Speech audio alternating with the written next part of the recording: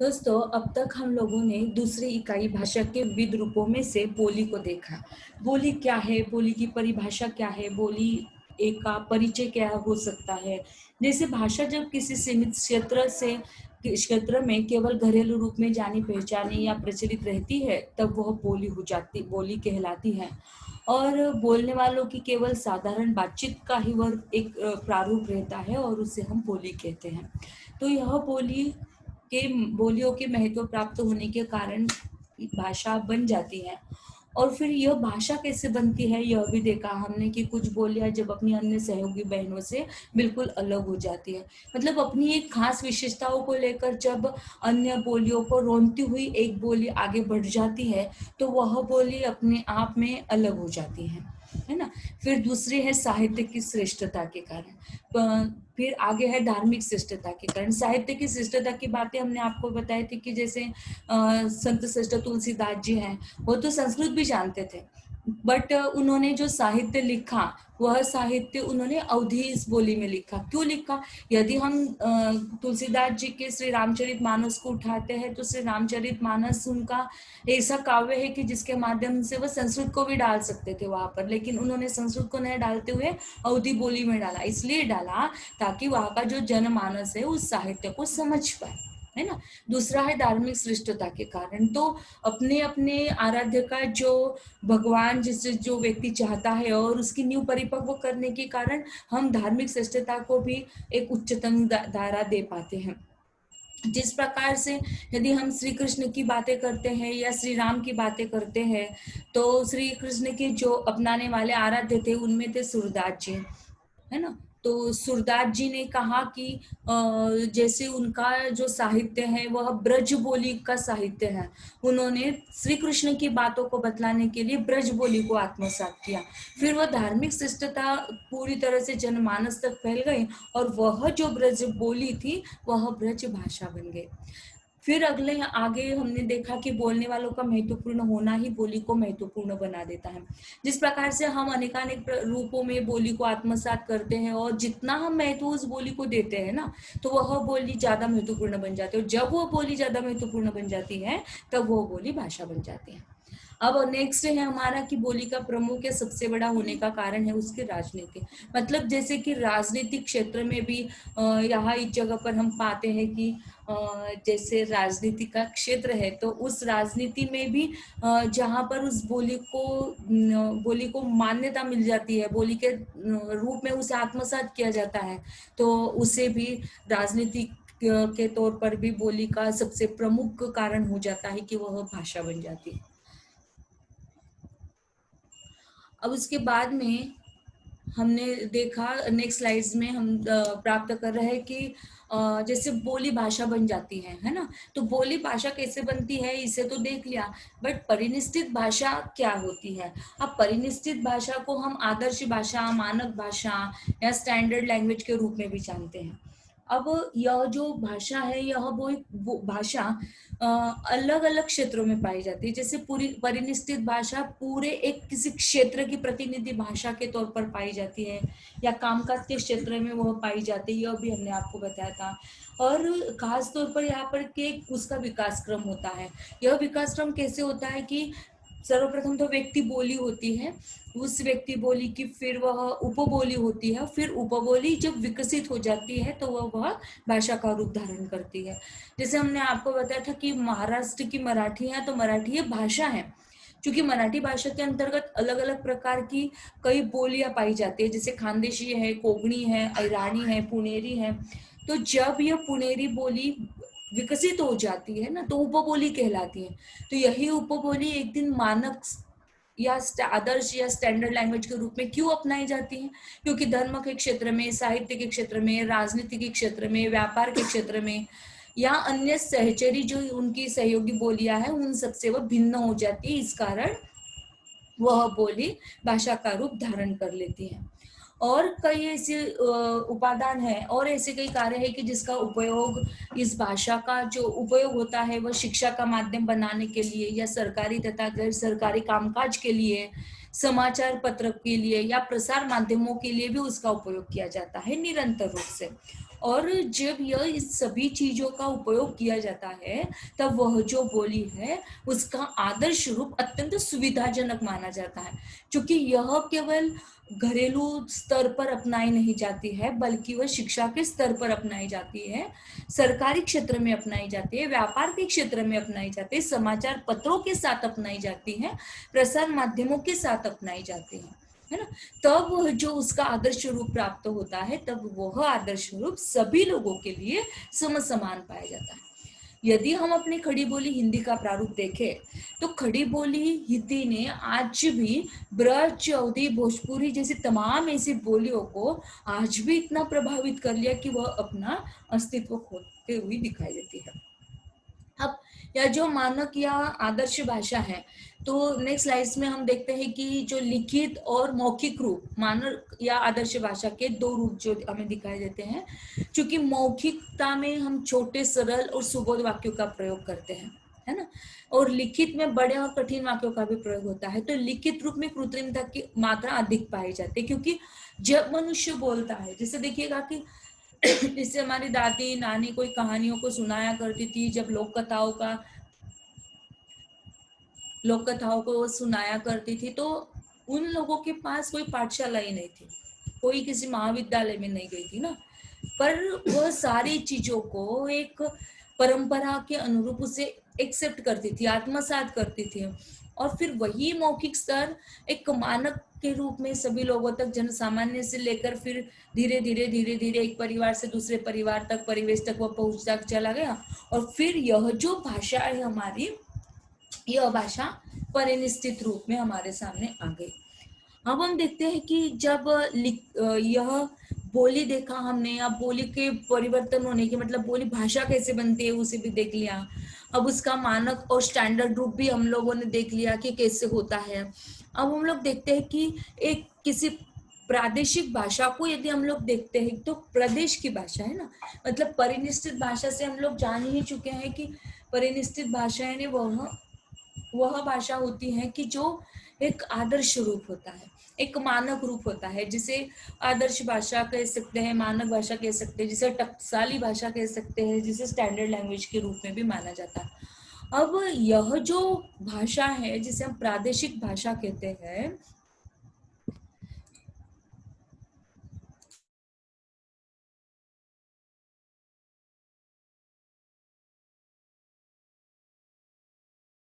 तो यह प्रादेशिक भाषा किसी एक विशिष्ट प्रदेश की भाषा होती है ना, मतलब एक यह भाषा का एक ऐसा रूप है, यह एक विशिष्ट प्रदेश तक सीमित होता है। अब भू-आंचलिक क्षेत्र के विशिष्ट प्रदेश में जो भाषा बोलचाल के रूप में प्रयुक्त की जाती है, उसे बोली हम लोग कहते हैं, है ना। अब भाषा या बोली के इसी रूप को, मतलब जो एक विशिष्ट प्रदेश में बोली जाती है, तो उस विशिष्ट प्रदेश की बोली को हम क्या कहेंगे, तो प्रादेशिक भाषा कहेंगे। अब इस प्रादेशिक रूप में जब वो प्रादेशिक स्तर वह भाषा का तैयार हो जाता है, तो वह प्रादेशिक स्तर राजनीतिक व्यवहार या साहित्य का सृजन या विचारों को अभिव्यक्त करने का भी माध्यम माना जाता है। अब ये नहीं है कि हम केवल बोली को आम बोलचाल के रूप में ही आत्मसात करें, तो यह जो हमारी प्रादेशिक भाषा होती है, यह प्रादेशिक भाषा भी अत्यंत महत्वपूर्ण मानी जाते हैं। जैसे उदाहरण के तौर पर यदि हम देखें तो महाराष्ट्र प्रदेश की प्रादेशिक भाषा के रूप में आज हम सब लोग मराठी को जानते हैं, है ना। तो यह मराठी महाराष्ट्र की प्रादेशिक भाषा कहलाएगी। तात्पर्य यह है कि मराठी के अंतर्गत व्यापार, शिक्षा, राजनीतिक हलचल, धार्मिक तथा सामाजिक कार्य सभी के सभी मराठी में ही किए जाएंगे। आज स्वतंत्र भारतवर्ष की रचना भाषावार के रूप में प्राप्त हो जाती है, अर्थात भाषावार प्रांत रचना हमारे दिखाई देती है। जैसे यदि हम पंजाब की बात करें तो पंजाब राज्य की पंजाबी, कश्मीर की कश्मीरी, राजस्थान की मारवाड़ी, गुजरात की गुजराती, महाराष्ट्र की मराठी, केरल की मलयालम और तमिलनाडु की तमिल, आंध्र की तेलुगु, बिहार की बिहारी, ये सारी जो भाषाएं हैं यह मूलतः प्रादेशिक भाषा के रूप में प्राप्त हो जाती है। अब यहाँ किसी विशिष्ट भूप्रदेश तक या प्रदेश विशेष तक जिस भाषा का व्यवहार शिक्षा के क्षेत्र में हो, शासन के संदर्भ में हो, राजनीति के संदर्भ में हो, समाज के संदर्भ में हो, धर्म के संदर्भ में हो, जब किस प्रकार से किया जाता है, मतलब जिस भी भाषा का जो व्यवहार होता है वह शिक्षा, शासन, राजनीति, समाज, धर्म आदि में जब किया जाता है तब वह भाषा प्रादेशिक भाषा के तौर पर पाई जाती है। अब नेक्स्ट स्लाइड्स में हम देखेंगे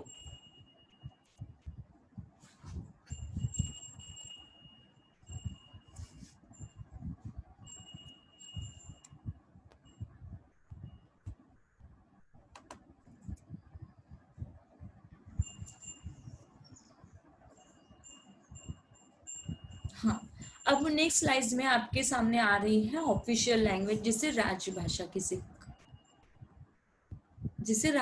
कहा जाता है।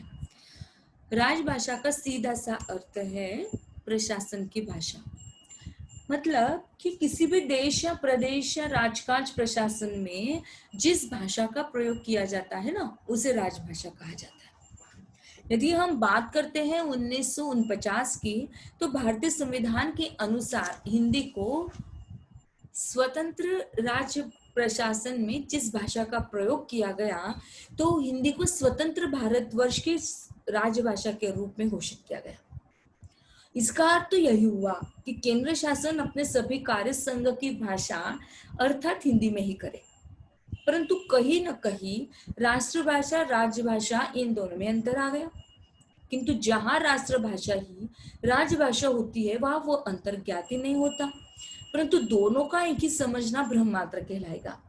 वैसे ही देश या राष्ट्र के जो केंद्र होते हैं तथा राष्ट्र के दो हिस्से किए जाएंगे, केंद्र शासन और राज्य शासन। तो केंद्र शासन के अंतर्गत दो सेवाएं आती हैं। तो केंद्र शासन सेवा के अंतर्गत डाक विभाग आएगा, रेल विभाग आएगा, विदेशी व्यापार आएगा। इस प्रकार के विभागों में उसे विभाजित किया जाएगा। और राज्य शासन सेवा के अंतर्गत शिक्षा है, पुलिस है, स्वास्थ्य है आदि विभागों का समावेश किया जाएगा, है ना। तो राज्य शासन के लिए राजभाषाओं का, जैसे महाराष्ट्र की मराठी, कर्नाटक की कन्नड़ आदि राजभाषा का प्रयोग किया जाएगा। और आज यदि हम देखें, मतलब आज यदि हम देखें, आमतौर पर यदि हम लोग देखते हैं तो आज हमारे केंद्र शासन की भाषा जो है या मराठी की जगह पर अंग्रेजी ने उस पर अधिकार ले लिया है। जब 1949 में भारत के संविधान में हिंदी को संघ की भाषा के रूप में घोषित किया था, तब संविधान के अंतर्गत ये मान्य किया गया था।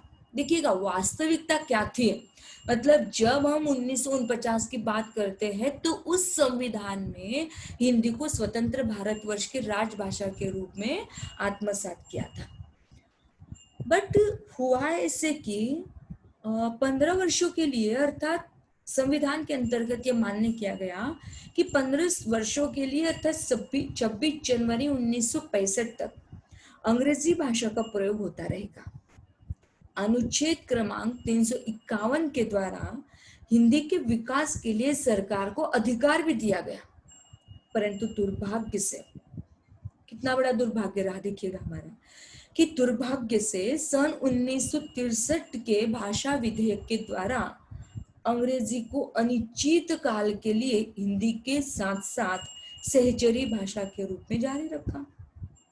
और देखिएगा कि आज भी यदि हम कहें कि हिंदी हमारे संघ राज्य की भाषा होते हुए भी अंग्रेजी आज उसके साथ साथ चल रही है, परंतु भाषा तथा राष्ट्रीय स्वाभिमान के कारण आज हिंदी का प्रयोग बढ़ने लगा और उसकी यात्रा राष्ट्रभाषा से विश्व भाषा की ओर आरंभ हो रही है। मतलब हम यूं नहीं कहेंगे कि राजभाषा के तौर पर यदि सहचरी भाषा के रूप में अंग्रेजी को अपनाया तो लोगों ने हिंदी को छोड़ दिया, ऐसा करते नहीं है। हिंदी को अपनाने वालों की संख्या भी बढ़ी रही है। चलिए, तो अब हम दूसरी स्लाइड में देखते हैं कि केंद्र शासन और वो देखा हमने, अब राष्ट्रभाषा की ओर चलते हैं। हाँ,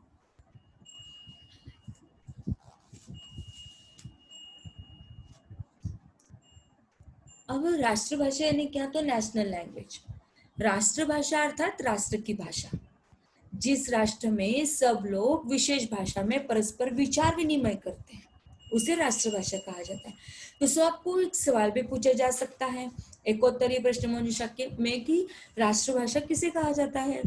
तो राष्ट्रभाषा अर्थात अपने राष्ट्र की भाषा, जिस राष्ट्र में सब लोग जिस विशेष भाषा में परस्पर विचार विनिमय करते हैं उसे राष्ट्रभाषा कहा जाता है। अब व्यक्ति के जीवन में मातृभाषा के समान ही राष्ट्रभाषा का भी स्थान होता है। राष्ट्र की एकता को सुरक्षित रखने के लिए राष्ट्रभाषा ही प्रबल साधन माना जाता है, क्योंकि राष्ट्रभाषा से ही राष्ट्रीय तथा भावात्मक एकता का निर्माण पाया जाता है और इसलिए किसी भी देश में उसका राष्ट्रभाषा का सम्मान किया ही जाना चाहिए। जिस तरह राष्ट्र ध्वज का या राष्ट्र गीत का राष्ट्र का गौरव हम बढ़ाते हैं, उसी प्रकार राष्ट्रभाषा से उस राष्ट्र के निवासियों को एक सूत्र में बांधा जाता है। राष्ट्रभाषा के बिना देश गूंगा माना जाता है। राष्ट्रभाषा राष्ट्रीयत्व का मुख्य अंग होती है। राष्ट्र का निर्माण और विकास के जांच राष्ट्रभाषा ही के द्वारा की जाती है। राष्ट्रभाषा राष्ट्र के अनुभव एवं ज्ञान का भंडार, ऐतिहासिक और सांस्कृतिक परंपरा तथा आदर्श सुस्पष्ट रूप से राष्ट्रभाषा में ही प्रतिबिंबित होता हुआ दिखाई देता है। देखा जाए तो हमारा जो भारत देश है यह भारत बहुभाषी देश है। अब भारत बहुभाषी देश से तात्पर्य क्या आप लोग समझते हो कि अनेक अनेक प्रकार के लोग हमारे देश में रहते हैं। तो भारत ने हिंदी को राष्ट्रभाषा के रूप में स्वीकृत कर लिया और इसीलिए शिक्षा के संबंधित या राजनीति से संबंधित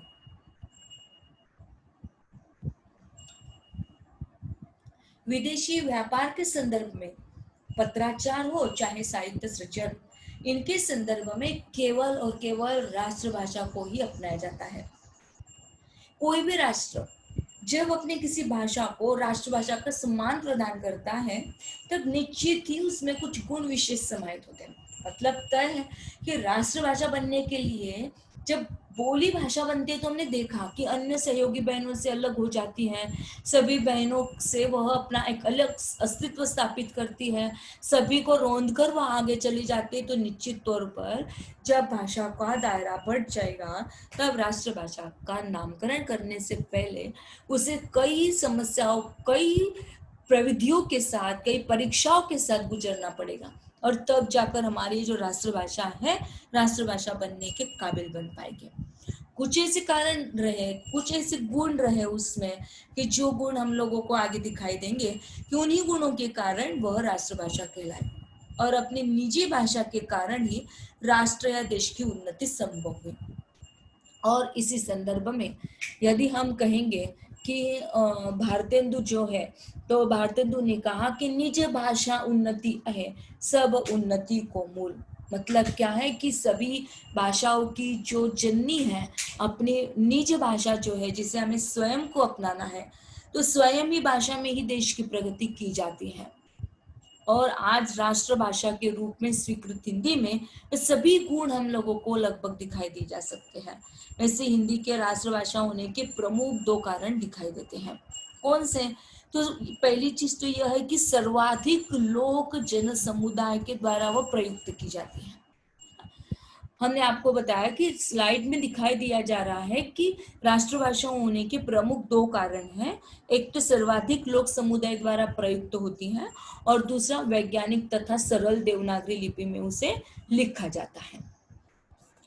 और दूसरी बात, अब नेक्स्ट स्लाइड में हम लोग पाते हैं कि जो भाषा है तो भाषा संपूर्ण देश में अधिक से अधिक व्यक्तियों के लिए विचार विनिमय या पारस्परिक व्यवहार के लिए माध्यम बनाई जाती है और उसे हम राष्ट्रभाषा कहते हैं।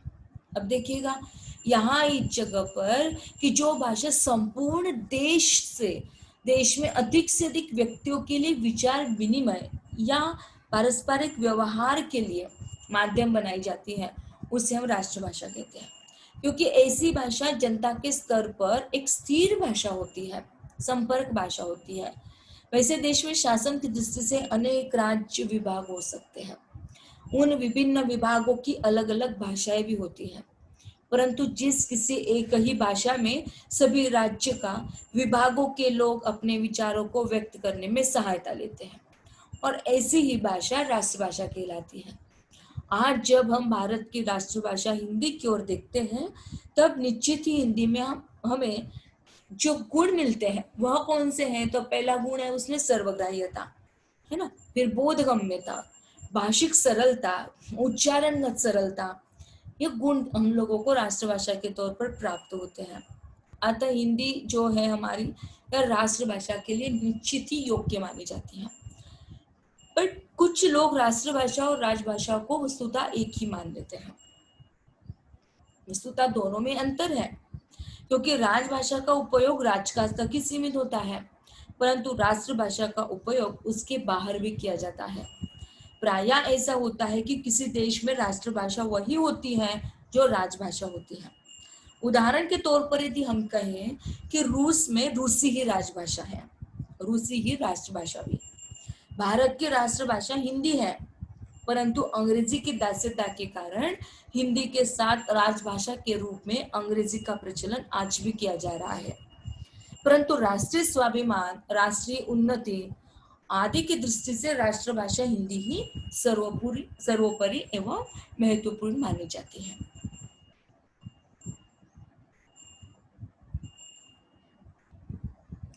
यहाँ तक हमने राष्ट्रभाषा को देखा, इसके पूर्व हम लोग राजभाषा को भी देख चुके हैं। दोस्तों, आपको एक सवाल किया जा सकता है कि राष्ट्रभाषा और राज्यभाषा, इनके अंतर को आपको स्पष्ट पूछा जाता है कि राष्ट्रभाषा क्या है और राज्यभाषा क्या है। तो राष्ट्रभाषा का उपयोग उसके बाहर भी किया जाता है और राजभाषा का उपयोग राजकाज तक ही सीमित किया जाता है।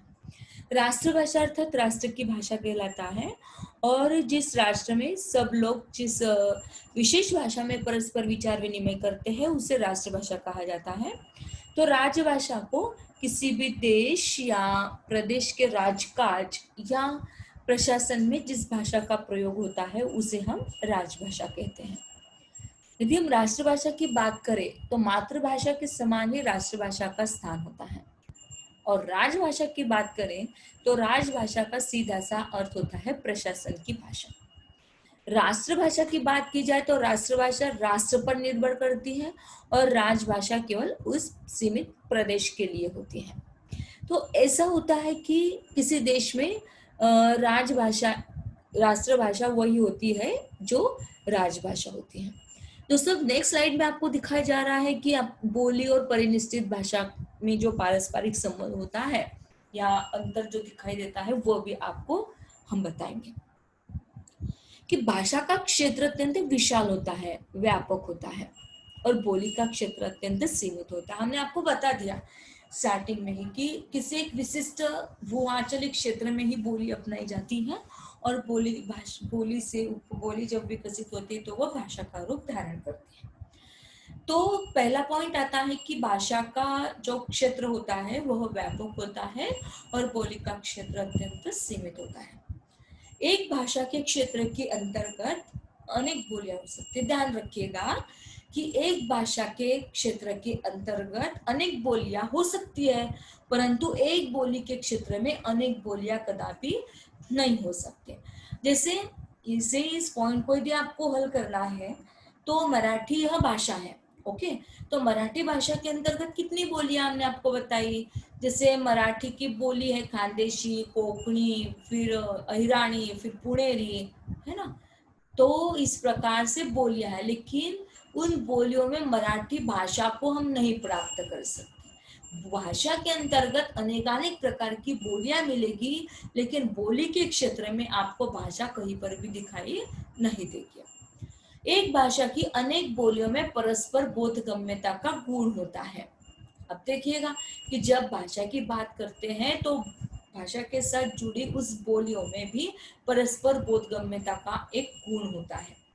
एक भाषा की विभिन्न बोलियां बोलने वाले परस्पर एक दूसरे को समझ लेते हैं, लेकिन अन्य भाषा उसकी बोलियों को समझने के लिए विशेष प्रयत्न या गहरे अध्ययन की आवश्यकता होती है। जैसे यदि हम आपको मराठी बोली का एग्जाम्पल दें तो खानदेशी मराठी वाला जो व्यक्ति है वह व्यक्ति कोंकणी को भी आत्मसात कर सकता है, कोंकणी मराठी को भी, और पुणेरी बोली मराठी की को भी वह आत्मसात कर सकता है। लेकिन यदि हम बात करें कि भाषा, अन्य भाषा जो है वह दूसरे भाषिक जो लोग होते हैं, जैसे कोई मराठी को छोड़कर दूसरे किसी विषय में उस व्यक्ति का जन्म हुआ हो और वह व्यक्ति दूसरे क्षेत्र का हो, तो वह जो भाषिक क्षेत्र है उस भाषिक क्षेत्र की भाषा को हम लोग नहीं पहचान कर पाते। जैसे कि हम महाराष्ट्र में रहते हैं तो महाराष्ट्र की खानदेशी को हम जरूर जानेंगे, पुणेरी को जरूर जानेंगे, लेकिन मध्य प्रदेश की हिंदी को जानने वाला व्यक्ति ही निमाड़ी को जान सकता है, छत्तीसगढ़ी को जान सकता है ना।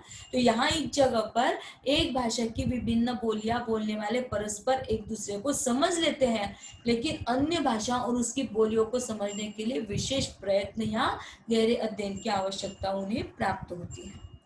बोली की अपेक्षा भाषा अधिक मान्यता प्राप्त होती है। हमने देखा कि जो हमारी बोली होती है वह बोली की अपेक्षा भाषा अधिक मान्यता प्राप्त होती है, क्योंकि हमने देखा कि भाषा का जो प्रयोग होता है, भाषा का प्रयोग हमने देखा कि शिक्षा के क्षेत्र में, साहित्य के क्षेत्र में, धर्म के संदर्भ में, शासन के संदर्भ में, कोर्ट कचहरी के संदर्भ में होता है, परंतु बोली का जो प्रयोग होता है वो केवल दैनिक व्यवहार की पूर्ति के लिए ही किया जाता है।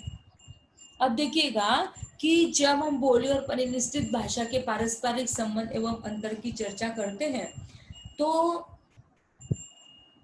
एक भाषा की अनेक बोलियों में जो परस्पर बोधगम्यता का गुण होता है, वह बोधगम्यता का गुण इसलिए भी होता है क्योंकि एक भाषा की विभिन्न बोलियां बोलने वाले परस्पर एक दूसरे को अच्छी तरीके से समझ लेते हैं, लेकिन अन्य भाषा और उसकी बोलियों को समझने के लिए विशेष प्रयत्न या गहरे अध्ययन की आवश्यकता होती है।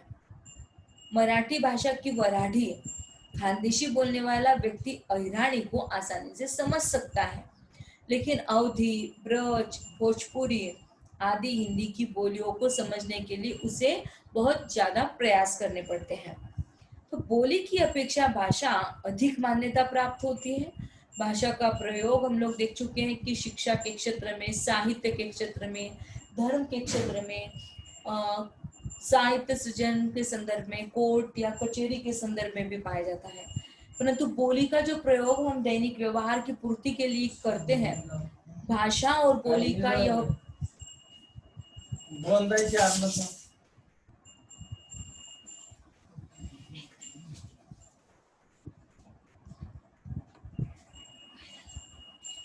क्योंकि भाषा और बोली का यह भेद गौण रूपों से ही स्वीकार किया जाता है, क्योंकि कई प्रतिभाओं ने बोली में साहित्य सृजन कर जगत को आश्चर्यचकित कर दिया। कभी तो इन कारणों से बोलियों में कृतियां नहीं मिल पाती, परंतु कभी तो इन्हीं कृतियों के कारण भाषा का गौरव भी तो बढ़ जाता है। सूरदास जी ने ब्रज भाषा में लिखा, विद्यापति ने मैथिली भाषा में, तुलसीदास जी एवं जायसी ने अवधी में साहित्य निर्माण किया और हिंदी भाषा के गौरव को निश्चित रूप से बढ़ा दिया। निष्कर्षतः हम यह कह सकते हैं कि भाषा और बोली में कोई तात्विक अंतर सिद्ध नहीं किया जा सकता, फिर भी उस अंतर को हम आपको समझाने का प्रयास कर रहे हैं। तो दोस्तों, यहाँ इस जगह पर हमारा ये जो पॉइंट है भाषा के विविध रूपों का, तो हम लोग देख चुके हैं दोस्तों कि भाषा के विविध रूपों में सबसे पहले आती है बोली, फिर हमने देखा कि परिनिष्ठित भाषा क्या होती है, फिर बोली परिवर्तन के कारणों को हम लोग देखें, परिनिष्ठित भाषा को आदर्श भाषा, मानक भाषा, स्टैंडर्ड लैंग्वेज के रूप में किस प्रकार से हम लोग कहते हैं वो भी हमने देखा। फिर देखा हमने कि प्रादेशिक भाषा यानी स्टेट लैंग्वेज किसे कहा जाता है। उसके पश्चात हम लोग राजभाषा को भी प्राप्त कर चुके हैं। उसके पश्चात हमने राष्ट्रभाषा को देखा, बोली और परिनिष्ठित भाषा के पारस्परिक अंतर को एवं संबंध को देखा, राजभाषा और राष्ट्रभाषा के संबंध को भी देखा। दोस्तों यहाँ इस जगह पर हमारा ये जो पॉइंट है ये समाप्त हो चुका है, और हम मिलेंगे जल्द ही नेक्स्ट स्लाइड को लेकर, और जो हमारी बहुत ही इंटरेस्टिंग ऐसा हमारा जो अगला अध्याय है, अगली इकाई है, और वो है हिंदी की बोलियों का सामान्य परिचय। तो देखते हैं दोस्तों उस लेक्चर में हम लोग की बोलियां क्या होती हैं, और हिंदी की बोलियों का सामान्य परिचय में किस प्रकार से हम भाषा एक विस्तृत बोलियों के रूप में प्राप्त करते हैं, यह हम दूसरी तासिका में देखेंगे, रखने का प्रयास करेंगे। तो हम लोग देख चुके हैं बेटा कि बोली किसे कहा जाता है और बोली का प्रारूप क्या होता है। तो यदि हम कहें कि मराठी भाषा की यदि बात करते हैं, तो मराठी भाषा की जितनी बोलियां हैं उससे हम लोग बहुत अच्छे से समझ सकते हैं, है ना। ठीक उसी प्रकार से एक मिनट रुक जाइए, और एक वेटिंग में है, उसे भी करते हैं हम। हाँ, उज्ज्वला भी अब जुड़ गई है, वैशाली भी जुड़ गई है अभी। हाँ तो फिर से एक बार इस टॉपिक को ही लेने का प्रयास हमारा होगा। हम लोग अब तक देख चुके हैं भाषा क्या है, परिनिष्ठित भाषा क्या है, भाषा के विविध रूपों में हम लोग बोली को भी देख चुके हैं। अब हम लोग आगे बढ़ेंगे कि हिंदी की जो बोलियां हैं उसके सामान्य परिचय को हमें आपके सम्मुख रखना है। ओके, तो भाषा को देखने के पश्चात हम लोगों को ये ज्ञात हो गया है कि मनुष्य की बोली दूसरे मनुष्य की बोली से पूरी तरह भिन्न होती है। तात्पर्य यह है कि उसकी उच्चारण क्रिया और उसके विचार पूरी तरह से भिन्न होते हैं। यदि हम एक स्थान से दूर तक बराबर चले जाए तो हमें धीरे धीरे उच्चारण की पद रचना को, शब्द समूह की भिन्नता को दिखाई जाएगा। कि वह जिस प्रकार से कोई पुरोहित होता है, मतलब पंडित होता है ना, तो वह जब अपनी पोथी को पढ़ता है, विष्णु सहस्त्र नाम को पढ़ता है या हरतालिका की कथा को पढ़ता है, तो क्या वह किसी संस्कृत का अध्ययन करता है? क्या नहीं, तो वह बचपन से लेकर आता है और बचपन से उसके कानों पर ये सारी चीजें पड़ती हैं, और तब जाके उसे यह एहसास होता है। तो आज हम ये हिंदी की जो बोलियां है, जैसे हमने आपको एक चार्ट आपके सम्मुख दिखाया गया है कि पूर्वी खंड है, फिर पूर्वी पूर्वी खंड, ये जो आपको बताया गया है यहाँ इस जगह पर, तो ये पूर्वी खंड है, और इसी पूर्वी खंड को दो विभागों में विभाजित किया जाता है। एक है पूर्वी हिंदी और दूसरी हमारी बिहारी हिंदी। ओके, तो पूर्वी हिंदी को भी अलग बोलियों के माध्यम से प्राप्त किया जाता है। पहली है छत्तीसगढ़ी हिंदी, बघेली और अवधी। तो बिहारी हिंदी के अंतर्गत भोजपुरी, मगही और मैथिली के नाम से उसे जाना जाता है। अब यदि हम नेक्स्ट स्लाइड्स की बात करते हैं, तो यहाँ इस जगह पर सबसे पहले तो हमें जान लेना है कि यह जो पूर्वी हिंदी है ना, तो पूर्वी हिंदी के माध्यम से जानी जाने वाली छत्तीसगढ़ी, बघेली और यह हमारे जो हिंदी भाषा है, यह हिंदी भाषा किस रूप में जानी जाती है, किस रूप में पहचानी जाती है?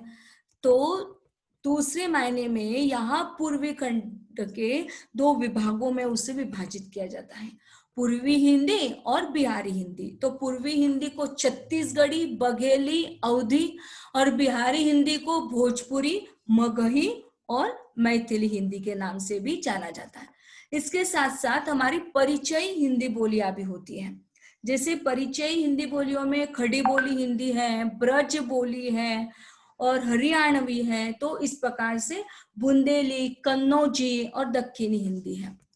और इसके साथ साथ और भी कई प्रकार की भाषा को साथ हमें देखना पड़ता है।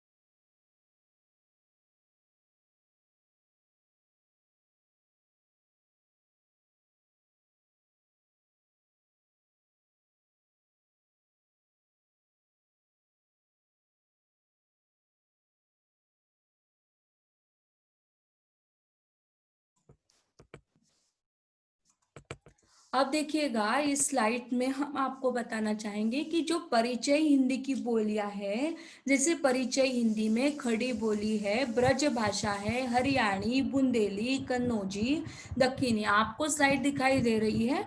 अब हम लोग चलते हैं राजस्थानी हिंदी पर। तो राजस्थानी हिंदी के बीच में मारवाड़ी आती है, जयपुरी, मेवाती और मालवी आ रही है। पहाड़ी हिंदी का यदि प्रारूप हम आपके सामने रखें तो पहाड़ी हिंदी को भी 3 हिस्सों में बांटा जाता है। पहली है पश्चिमी पहाड़ी, मध्यवर्ती पहाड़ी और गढ़वाली हिंदी के रूप में, जिसे हम मध्यवर्ती पहाड़ी के रूप में भी जानते हैं। अब हम तीसरी स्लाइड पर चलते हैं। अब देखिएगा, अब हमारी ब्रज यह बोले। अब ब्रज भाषा यह क्या कहलाती है, यहाँ तक तो आप लोगों को क्लियर हो गया, सभी को, तीनों को भी क्या? अब और फिर से एक बार लेना है वो टॉपिक जो हमने अभी अभी आपको चार्ट बताया वो। Hello Kavita,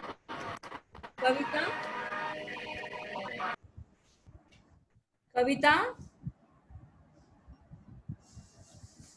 yes ma'am. हाँ, फिर से एक बार लेना है या कंटिन्यू करना है? कंटिन्यू कीजिए मैम। Okay okay. अब देखिएगा यह ब्रज बोली जो है, मतलब अब तक हम लोग इस चार्ट को देख चुके हैं। जैसे इस चार्ट में बताया गया है कि परिचयी हिंदी बोलियां हैं, तो कौन कौन सी ऐसी बोलियां हैं उसे हमें आपके सम्मुख रखना है। जैसे खड़ी बोली है, ब्रज भाषा है, हरियाणी, बुंदेली, कन्नौजी, दक्कनी। तो आज हम लोग इस बात पर, इस टॉपिक पर चर्चा करेंगे जिसका नाम है ब्रज भाषा। ओके, तो इनमें से कई ऐसी बोलियां है इस चार्ट में से जो आपको स्लाइड्स में दिखाई दिया जा रहा है। परिचय हिंदी की बोलियां दिखाई तो दे रहा है ना, ये स्लाइड आपके सामने आ रही है ना? जी मैडम। ओके, तो अब हम लोग आगे चलते हैं। तो हमारी ये जो ब्रज भाषा है, तो ब्रज बोली कहाँ है और उसे क्या क्या कहा जाता है, तो हम आपके सम्मुख अब रखेंगे कि ब्रज भाषा यह है। तो ब्रज भाषा ब्रज के आधार पर दिया गया नाम है। और ब्रज का अर्थ होता है गोष्ठ। गोष्ठ का मतलब है गायों का समूह, जिसे हम चरागाह भी कहते हैं।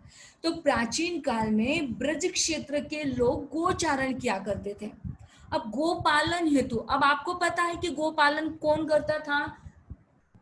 तो गोपालक किया करते थे। तो गोपालन हेतु राजस्थान के घने जंगलों में ये यायावर वृत्ति को धारण करते थे। अब यायावर वृत्ति यानी क्या? तो जहां जिस खेत में यदि वो गायों के समूह को लेकर गया है और उस जगह पर वह ढेर सारा चारा है, मतलब घास उगी हुई है ना, मतलब चरान का वो प्लेस है और उस जगह पर वह गायों को चराता है, वह जगह यदि समाप्त हो जाती है, वहां का खेत यदि पूरी तरह से उजड़ जाता है, तो दूसरी जगह पर उनको चले जाना, मतलब एक जगह से दूसरी जगह पर चले जाना यायावर वृत्ति कहलाती है। तो हम आपको ये समझाना चाहते हैं कि ब्रज भाषा ब्रज के आधार पर दिया गया नाम है, और ब्रज का अर्थ गायों का समूह होता है, या चरागाह के रूप में भी उसे माना जाता है। और प्राचीन काल में जो ब्रज क्षेत्र के जो लोग थे, मतलब जैसे कृष्ण कन्हैया हमारा था, वह कृष्ण कन्हैया गो पालन हेतु गोचारण करने के लिए खेतों में जाया करता था। और गो पालन हेतु वह राजस्थान के घने जंगलों में जो लोग यायावर वृत्ति को धारण करते थे, और जो इन गो पालकों की भाषा हुआ करती थी, उन गो पालकों की भाषा को गोष्ठ भाषा के रूप से जाना जाता था, है ना। अब कालांतर में इसका रूढ़ार्थ मथुरा एवं उसके सहवर्ती नगरों की भाषा के लिए किया गया। लोकोक्तियों के आधार पर यदि हम ब्रज भाषा को 84 कोष तक विस्तृत मानते हैं, तो ब्रज भाषा का जो आदर्श रूप है, आपको ध्यान से सुनिएगा, ये सारी चीजें आपको आपकी एग्जाम में एक उत्तरीय प्रश्न मंजूषा में प्रश्न ऐसा पूछा जा सकता है कि ब्रज का आदर्श रूप कहाँ मिलेगा। तो ब्रज भाषा का आदर्श रूप आपको मथुरा, आगरा, अलीगढ़, इसके अतिरिक्त बरेली, बदायूं, धौलपुर और नैनीताल तक यह प्रभावी भाषा रही, और यहाँ तक हमारी ब्रज भाषा का आदर्श रूप प्राप्त होगा। मतलब है कि मथुरा, आगरा, अलीगढ़ और इसके अतिरिक्त बरेली, बदायूं, धौलपुर और नैनीताल, ये सारी चीजें आपको याद कर लेनी है, क्योंकि ये सारी चीजें आपको प्रश्न में पूछी जाएगी। तो ब्रज भाषा का आदर्श रूप हमें कहाँ मिलेगा? तो मथुरा, आगरा, अलीगढ़, बरेली, बदायूं, धौलपुर, नैनीताल, यहाँ तक हमारी ब्रज भाषा यह प्रभावित है। साहित्यिक दृष्टि से यदि हम ब्रज भाषा की बात करते हैं तो हिंदी की समस्त बोलियों में सबसे अधिक समृद्ध यह भाषा है, क्योंकि इसमें माधुर्यता है, मधुरता है, इसमें समासोक्ति छूट जाती है ना। ये भाषा की दृष्टि से हिंदी में बहुत सर्वोत्कृष्ट भाषा है। और ब्रज की जैसे सूरदास के युग में ब्रजमंडल कृष्ण भक्ति के काव्य का केंद्र रहा। तो सूर एवं उसके अष्टचाप, जैसे आप लोग सूरदास जी को पढ़ चुके हैं और नहीं भी पढ़े हैं तो इस साल आप पढ़ोगे कि सूरदास जी का जो काव्य है वो किस प्रकार का काव्य है ना। तो हिंदी साहित्य के अंतर्गत आप अष्टचाप के जो कवि हैं उसे भी देखोगे, तो अष्टचाप के कवियों ने इस भाषा को मतलब ब्रज भाषा को अपनाया।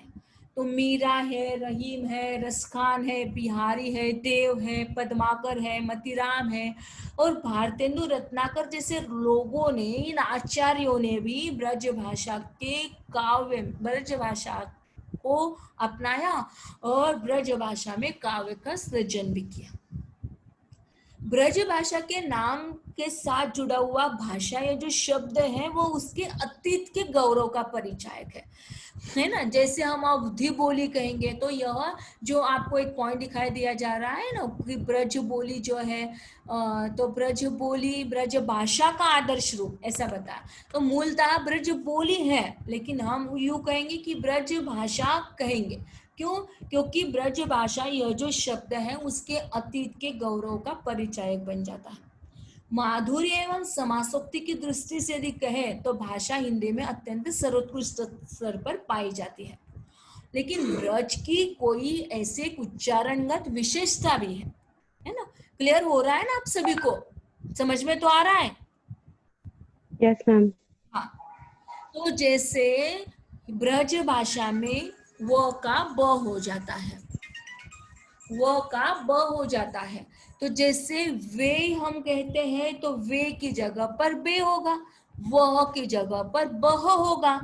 दूसरी विशेषता ध्वन्यागत उच्चारणगत ऐसी है कि य का ज हो जाता है, तो यशोदा का जसोदा हो जाता है, ड का र हो जाता है। जैसे ड का र माने क्या? करोड़ का करोड़ हो जाना, है ना। तो इस प्रकार की तमाम ऐसी विशेषताएं हैं वह जो ब्रज साहित्य की भाषा होने से संपूर्ण भारतवर्ष में हमें पाई जाती है।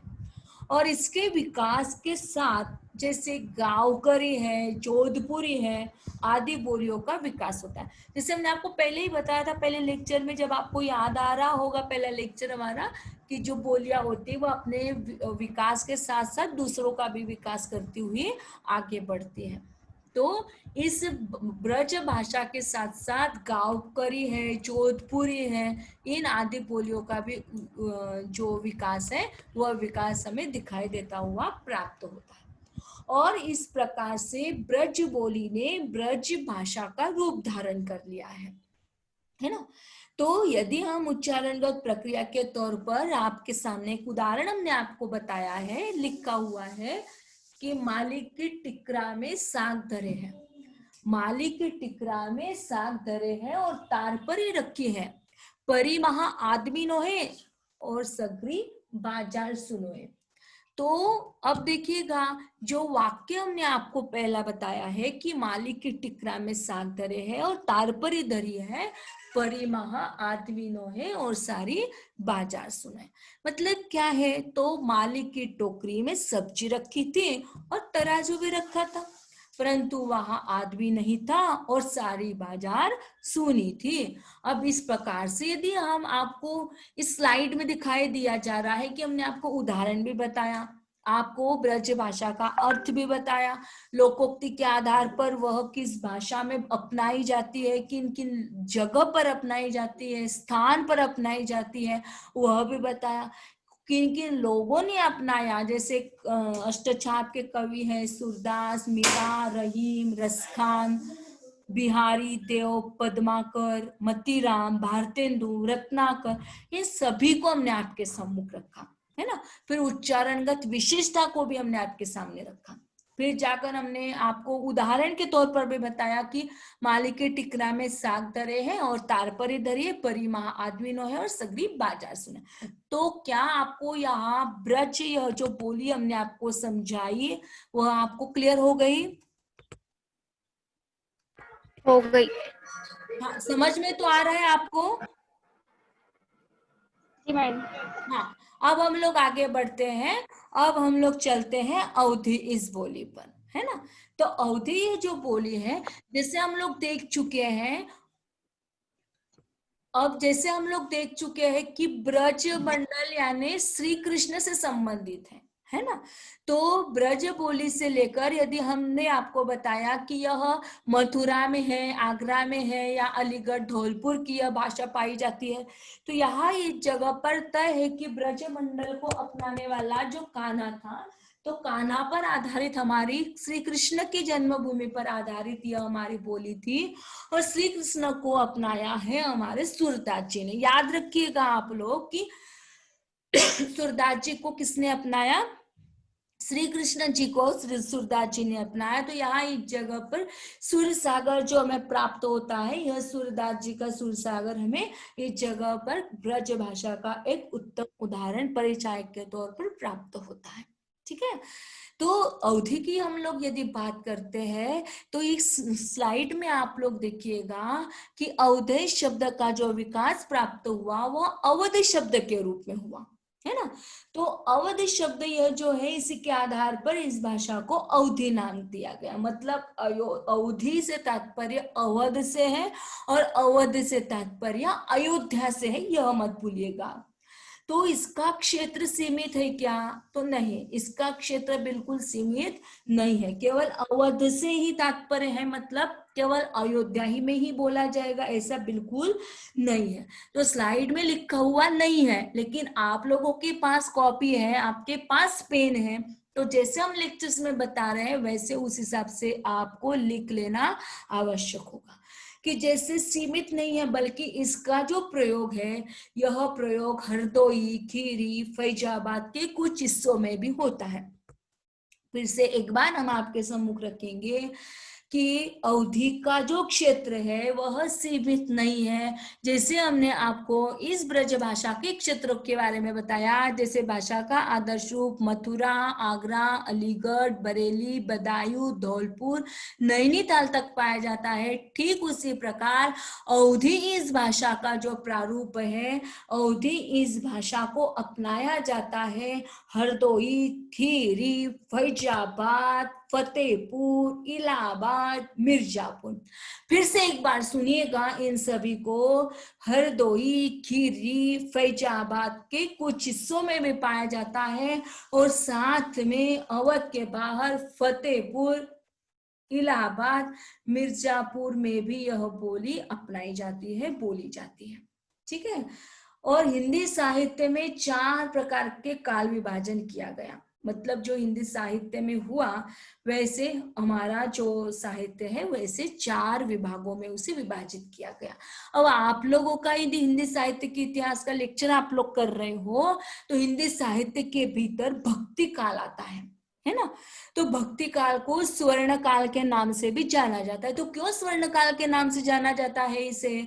तो इसलिए भी जाना जाता है क्योंकि यह जो साहित्य लिखा गया, यह सबके लिए आदर्श का स्थान रहा। और जब सब लोगों को आदर्श प्राप्त होता है और निश्चित समय पर सभी लोगों के संघर्ष को दूर किया जाता है, तमाम ऐसे समस्याएं उस जगह पर थी जो उन समस्याओं को दूर कर दिया गया और वह साहित्य सभी जनमानस लोगों को आशा की किरण के तौर पर पाया गया। और इसलिए वह जो साहित्य है, वह साहित्य हिंदी साहित्य में स्वर्ण काल के नाम से जाना गया। उसे ही हम लोग भक्ति काल का नाम देते हैं। तो इस भक्ति काल में 4 प्रमुख काव्य धाराएं विराजमान थी। तो वह कौन सी थी? तो वह संत काव्य था, प्रेम काव्य था, राम काव्य था और कृष्ण काव्य था। तो संत काव्य की परंपरा की यदि बात हम करते हैं तो संत काव्य की परंपरा में अवधि को माध्यम माना मुलकदास ने और धरणीदास ने। प्रेम काव्य की यदि बात करते हैं तो अधिकांश कवियों का निवास स्थान ही अवध था, मतलब अयोध्या था, है ना। तो अवधि का प्रयोग होना स्वाभाविक था, क्योंकि हम लोग यदि अपने एरिया में रहते हैं, अपने परिवेश में रहते हैं, तो अपने परिवेश की जो बोली होती है उस परिवेश की छाप हम लोगों पर होती ही है। ठीक उसी प्रकार यहाँ एक जगह पर प्रेम काव्य को जो अपनाने वाले कवि थे वह थे मलिक मोहम्मद जैसी, जिसमें मलिक मोहम्मद जैसी। हेलो हेलो, हाँ हमारी आवाज आ रही है? Hello ma'am. हाँ बोलिए। जी मैम, आ रही है। हाँ ठीक आ ठाक रही है मैम। स्लाइड भी आपको ठीक ठाक ढंग से दिखाई दे रही है ना? जी मैम। हाँ। तो हम लोग बात कर रहे हैं प्रेम काव्य की, तो अधिकांश कवियों का निवास स्थान क्या था? अवध था, मतलब अयोध्या था। तो अवधि का प्रयोग होना स्वाभाविक है। जैसे हम लोग खानदेश में रहते हैं तो खानदेशी भाषा को आत्मसात करते हैं।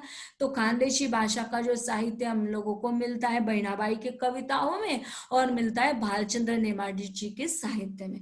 ठीक उसी प्रकार अवधि का जो साहित्य प्राप्त हुआ था वह अवधि का साहित्य हमें मिला जायसी के साहित्य में, मतलब मलिक मोहम्मद जैसी ने जो पद्मावत लिखा है ना, मतलब सबसे सुंदर नारी यदि कोई होगी तो वह नारी पद्मावती है।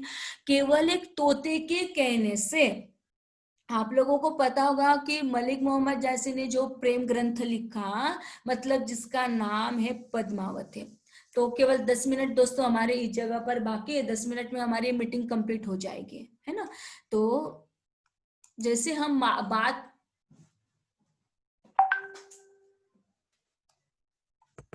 जैसे हम बात कर रहे हैं हमारे प्रेम काव्य की, तो अधिकांश कवि जो थे वह थे अवध में। तो हमारे मलिक मोहम्मद जैसी ने भी उसे आत्मसात किया, अवधि इस बोली को आत्मसात किया।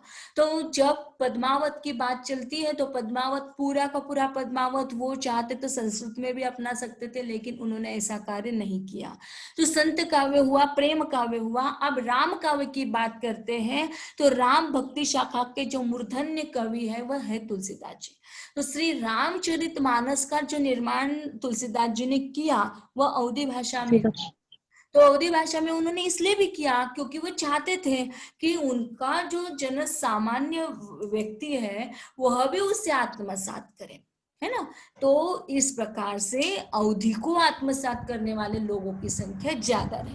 अब हम लोग चलते हैं कि अवधि की ध्वन्यात्मक जो विशेषता है, मतलब अवधि के बोलने वालों की जो संख्या है वह अवधि को बोलने वालों की संख्या 2 करोड़ से ऊपर बताई जाती है। तो ध्वन्यात्मक विशेषता इसकी क्या है? तो जैसे हमने आपको बताया कि ब्रज में य का ज हो जाता है, यशोदा का जसोदा हो जाता है, ठीक यहाँ इस जगह पर भी य का ज हो जाता है, जैसे यमराज का जमराज, यशोदा का जसोदा, इस प्रकार से। अब दूसरी विशेषता इसकी क्या है? तो इसकी दूसरी विशेषता है कि अवधि में व और य इन शब्दों का अभाव दिखाई देता है। जैसे व में छुवत, यह हमने आपको बताया, तो छुवत की जगह पर छुवत, है ना। और दूसरा हमने आपको बताया कुवत। तो करिय और करिय इस प्रकार से भी उसका उच्चारण प्राप्त होता हुआ दिखाई देता है। अब अवधि में तालव्य श और मूर्धन्य ब का प्रयोग नहीं होता। अब उनकी जगह पर क्या होता है? तो दंत से स का प्रयोग किया जाता है। अब देखिएगा कि मूर्धन्य ब नहीं है, मूर्धन्य श है ना। श माने एक तालव्य श होता है और मूर्धन्य श का प्रयोग किया जाता है। तो वहां पर श का प्रयोग वैसे न करता है, जो षटकोण वाला श होता है ना, तो उसकी जगह पर दंत से स का प्रयोग किया जाता है। तो जैसे जगदीश यह शब्द हुआ ना, तो हम लोग कहते हैं जगदीश, है ना। जैसे हम लोग भाषा कहते हैं ना, तो भाषा न कहते हुए उसका प्रयोग क्या होगा? भाषा होगा। ओके, क्लियर हो गया आपको? यहाँ तक समझ में आया? जी मैडम। आगे बढ़े हम लोग। जी जी मैडम। प्रकार व के स्थान पर न का प्रयोग, मतलब जैसे न होता है ना, तो न के स्थान पर व का प्रयोग, न का प्रयोग किया जाता है। अब देखिएगा यहाँ इस जगह पर स्लाइड में आपको भले ही वह दिखाई देता है, लेकिन वहां पर वह नहीं है, तो न है वहां पर, तो न के स्थान पर न का प्रयोग किया जाता है। जैसे बाण, यह शब्द है, तो बाण का बन गया बाण। मणि है तो मणि के जगह पर मिल गया शब्द तैयार हुआ मणि। आप लोग तैयार कीजिए एक शब्द ऐसा। जैसे पानी है तो पानी का बनेगा पानी, है ना। आप लोग तैयार कीजिएगा।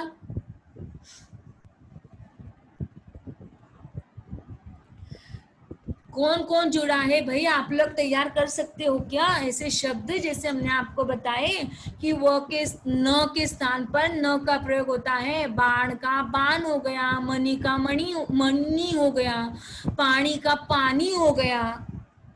तो ऐसे शब्द हम आपको होमवर्क के लिए देते हैं, तैयार करके बताइएगा, और हो सके तो गूगल क्लासरूम में आप उसे डाल दीजिएगा।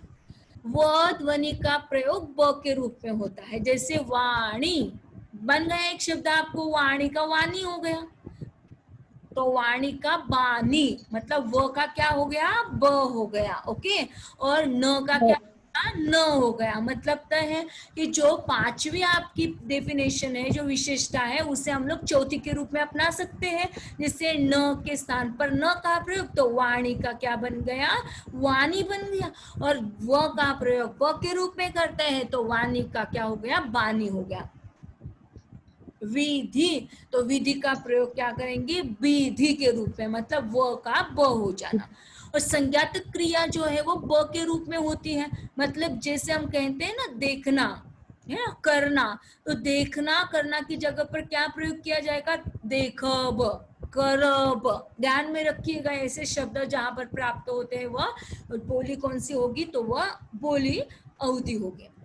स्वर अवधि में शब्दांत अ का प्रयोग न होता, बल्कि उसके अतिरिक्त ए या एक य का प्रयोग होता है। जैसे एक यह शब्द हम कहते हैं, तो एक यह शब्द न कहते य क, मतलब य जहां पर होगा ना यमदूत वाला, तो य के आगे क लगा दोगे तो यक हो जाएगा, लेकिन हम लोगों का उच्चारण एक होता है। ठीक उसी प्रकार तो अवधि में अ यह अर्धसंवृत्त रूप में पाया जाता है।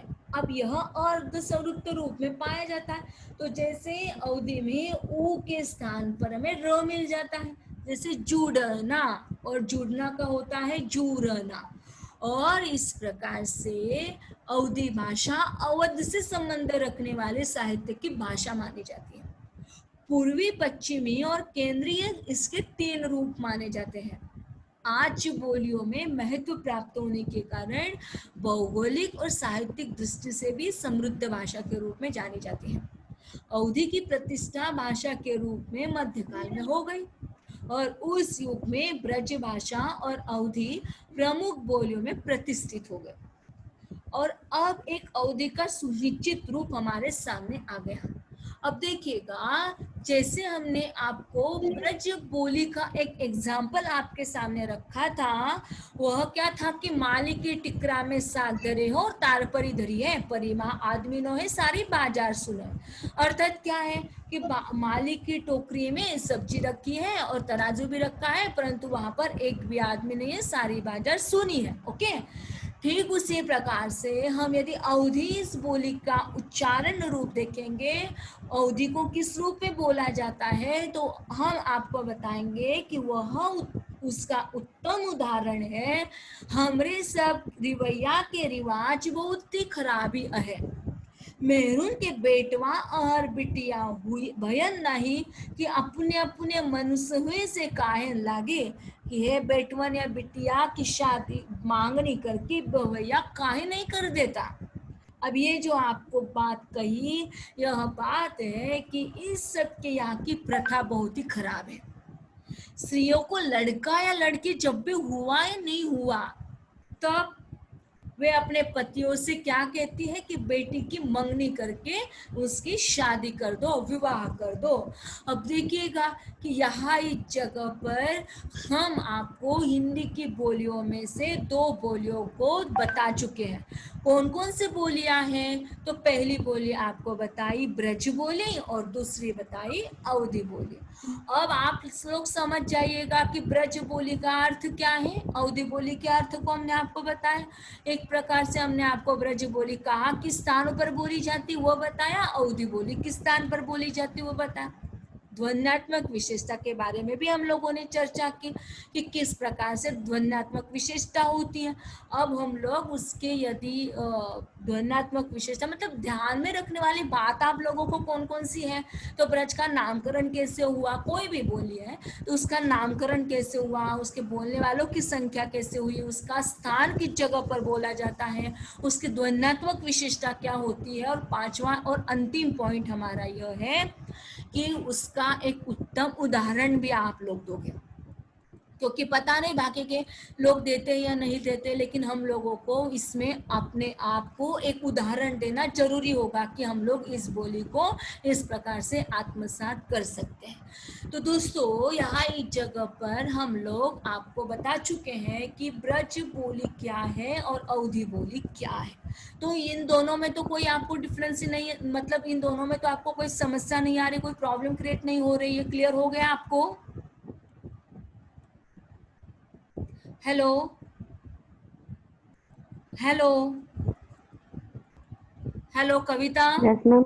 हाँ अरे बेटा आप लोग बोलते जाइए ना, आप लोग हमारे सामने नहीं रहते तो कम से कम बात तो करते रहिएगा। आप लोग हमें क्लियर कैसे होगा? यस मैम, क्लियर हो गया। हाँ तो एक कम से कम एक ने तो बात करनी चाहिए यार। हम कंफ्यूज भी हो जाते हैं कि शायद मीटिंग तो कट नहीं गई, मीटिंग तो सामने है, बात तो नहीं कर रहे हैं। दोस्तों आपसे एक बात शेयर करनी थी, आपने गूगल फॉर्म अभी तक भी फिल नहीं किए हुए हैं, है ना?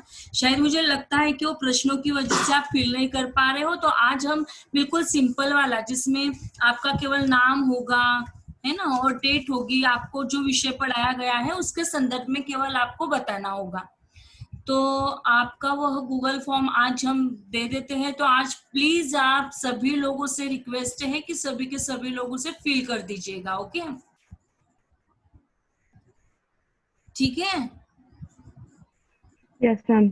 हाँ, तो अब तक हम लोगों ने देखा कि हिंदी की सामान्य बोलियों का परिचय। तो हिंदी की सामान्य बोलियों के परिचय के तौर पर हम अब तक देखते आए कि हिंदी की सामान्य बोलियां अलग अलग प्रकार से पाई जाती हैं। जिसे हमने आपको बताया था कल की तासिका में, एक चार्ट भी बताया था। याद आ रहा है चार्ट आपको? Yes ma'am. हाँ, तो चार्ट में हम आपको बताना चाहेंगे कि पूर्वी खंड था एक, और फिर पूर्वी खंड को 2 हिस्सों में बांटा गया, पूर्वी हिंदी और बिहारी हिंदी। फिर जिसके अंतर्गत पूर्वी हिंदी के अंतर्गत पाते हैं अवधी है, बघेली है, छत्तीसगढ़ी है, और बिहारी हिंदी के अंतर्गत भोजपुरी है, मगही है, मैथिली है। और दूसरा जो हमारा पार्ट आता है वो है हमारी परिचय हिंदी बोलियां, और जिसके अंतर्गत खड़ी बोली है, ब्रज भाषा है, हरियाणी है, बुंदेली है, कन्नौजी है और दक्षिणी है। तीसरा पार्ट आता है राजस्थानी हिंदी का, जिसमें 4 भागों में उसे विभाजित किया जाता है। मारवाड़ी है, जयपुरी है, मेवाती है, मालवी है। चौथा हिस्सा होता है हमारा पहाड़ी हिंदी का, जिसमें पश्चिमी पहाड़ी है, मध्यवर्ती पहाड़ी है। और फिर उसके बाद में हमने आपको ब्रज भाषा का संदर्भ में बातचीत की थी। ब्रज संदर्भ में आपसे कहा था कि ब्रज का अर्थ क्या है, कब बोला जाता है, कौन से लोग बोलते हैं, उसका स्थान कहाँ पर है, ये भी बताया था। उच्चारणगत विशेषताएं भी आपको बताई गई थी। साथ में हमने आपको बताया था कि ब्रज भाषा के साथ साथ गांवकरी है, जोधपुरी है, इन बोलियों का किस प्रकार से विकास होता है। इसके साथ हमने आपको बताया था कि ब्रज की उच्चारणगत विशेषताओं के तौर पर, और उसका उदाहरण भी हमने आपके साथ शेयर किया था, जिससे माली की टिकरा में साग धरे हो, तारपरी धरी है, परी महा आदमी नोहे, सारी बाजार सुनो। ऐसा हमने आपको ब्रज भाषा के संदर्भ में बात की थी। अब अवधि की यदि चर्चा करें तो अवधि यह अयोध्या प्रदेश से है, अवध देश से है, और फिर अवध से तात्पर्य सीमित नहीं है, बल्कि हरदोई, खीरी के रूप में, फैजाबाद के रूप में भी उसे आत्मसात किया जाता है। और जब हिंदी साहित्य की बात करते हैं तो हिंदी साहित्य के द्वितीय काल में, मतलब कब, जब हमारा भक्ति काल की बात चलती है, तो भक्ति काल काव्य धाराओं में 4 काव्य धारा प्रमुख रूप से विद्यमान थी, और संत काव्य है, प्रेम काव्य है और राम काव्य, कृष्ण काव्य के अंदर। तो हम लोग पाते हैं कि कृष्ण काव्य, संत काव्य, प्रेम काव्य और कृष्ण काव्य। तो संत काव्य, प्रेम काव्य और राम काव्य के अंतर्गत हम लोग पाते कि अवधि यह जो बोली है यह पाई जाती है। साथ में हमने ध्वन्यात्मक विशेषताओं को भी आपके सम्मुख रखा था। उसके पश्चात हमने आपको एक एग्जाम्पल दिया था कि हमरे सब रिवैया के रिवाज बहुत ही खराबी है। मेहरून के बेटवा हर बिटिया बहन नाही कि अपने अपने मनसियों से कहे लागिन कि यही बेटवन या बिटिया की मांगनी करके बिहवा नहीं कर देता। इसका मतलब क्या है? तो वह कहती है कि यहाँ की प्रथा बहुत ही खराब है। स्त्रियों को लड़का या लड़की जब नहीं होती, जब हो जाती है, तो तुरंत ही अपने पतियों से क्या कहने लगती कि मेरी बेटी की मंगनी करके उसका विवाह कर दे। इसका अर्थ यह होता है। अब हम लोग चलते हैं हमारी जो आज की बोली है प्रमुख रूप से। तो ये 2 बोलियां हमने आपको समझाई। क्या आपको ये 2 बोलियां समझ में आ गई? कविता, उज्ज्वला, वैशाली आपसे बात करना चाहेंगे। उज्ज्वला और वैशाली आपका माइक ऑन कर दीजिएगा ताकि हम आपसे डिस्कस कर सके। बेटा ये एक तरफा नहीं है ना। जब हम दोनों एक साथ चलेंगे, दोनों से मतलब क्या है, शिक्षक और विद्यार्थी, जब छात्रों में और शिक्षक में एक दूसरे का कनेक्शन नहीं जुड़ेगा, है ना, तब तक ये लेक्चर्स आपके पल्ले नहीं पड़ेगा। हमने उस दिन भी आपको बताया था जब इंट्रोडक्टरी सेशन हुआ था कि ये भाषा विज्ञान एक ऐसा पर्चा है कि जिसके अंतर्गत आपको स्वयं को उस जगह पर रखना होगा। खुद को देखना पड़ेगा कि हमारी बोली कौन सी है, हम किस एरिया में रहते हैं, फिर दूसरे एरिया में चले जाते हैं तो दूसरे एरिया की बोली कैसे भिन्न हो जाती है। तो ये सारा जो भी कार्य हम लोग कर रहे हैं तो ये भाषा के अंतर्गत प्राप्त होता है, और जो हमारी भाषा होती है ये बोलियों के आधार पर होती है ना। तो हमने आपको जो बताया अब तक हिंदी की सामान्य बोलियों के परिचय के रूप में जो चार्ट कल बताया, आज भी हमने एक रिव्यू लिया, है ना। जैसे सीरियल्स में लिया जाता है, बताया जाता है कि पिछले एपिसोडों में हमने क्या क्या देखा, ठीक उसी प्रकार से हमने पिछले तासिकाओं में क्या क्या देखा इसके संदर्भ में चर्चा की। तो क्या यहाँ तक आप लोगों को क्लियर हो गया? Yes ma'am. जी मैम। Very good. और वैशाली की आवाज नहीं आ रही है? जी मैडम। ओके। विद्या नहीं जुड़ पा रही है, कुछ प्रॉब्लम होगा आप उनसे शेयर कर लीजिएगा जो भी प्रॉब्लम होगा। लेकिन सारे लोग यदि जुड़ जाते हैं तो हमें भी मजा आता है दोस्तों पढ़ाने में। चलिए अब हम लोग आगे बढ़ते हैं। तो हमारी जो अभी स्क्रीन पर दिखाई दिया जा रहा है आपको कि खड़ी बोली दिखाई दिया जा रहा है ना? Yes ma'am. हाँ, स्क्रीन क्लियर हो रही है आपको। तो खड़ी बोली का तात्पर्य क्या है? जिस प्रकार से हमने आपको इंट्रोडक्टरी सेशन में बताया था कि जो हमारी मराठी भाषा है, तो मराठी भाषा के अंतर्गत कई बोलियां पाई जाती है और उसका स्टैंडर्ड रूप, परिनिष्ठित रूप, या हम उसे कहेंगे कि एक ऐसा टकसाल रूप, मानक रूप कहाँ पर प्राप्त होता है? तो जैसे खानदेशी है, अहिराणी है, कोंकणी है, पुणेरी है। तो मराठी का जो स्टैंडर्ड रूप होता है वह कहाँ पर होता है? कौन सी बोली के रूप में प्राप्त किया जाता है बताइएगा हमें।